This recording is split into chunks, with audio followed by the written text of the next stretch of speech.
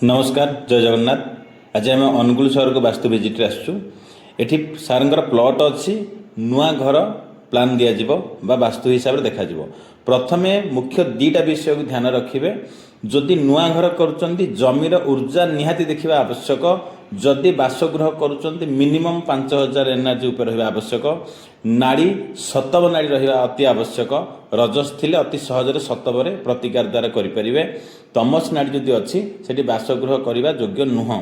बाकी स्वर विज्ञान हिसाब से इड़ा नाड़ी देखिए से अति शुभ थाए।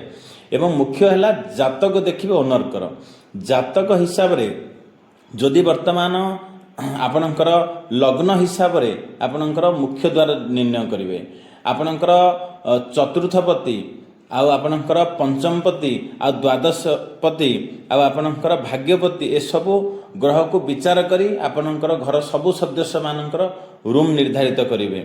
जेमिति एई व्यक्तिंकर जमीर ऊर्जा देखा पर प्रॉपर 100% वास्तु क्लियर आम चेष्टा करूँ। ये प्रॉपर फ्लोर प्लान दिगला। तेबे जदि नुआ घर करुँच मुख्य जमीर ऊर्जा एवं घर नक्शा जदि ठीक अच्छी तेबे निश्चित रूपे आम कष्ट अर्जित धन जो घर करुँच से आम सुख शांति समृद्धि रही पारिबा। धन्यवाद। जय जगन्नाथ।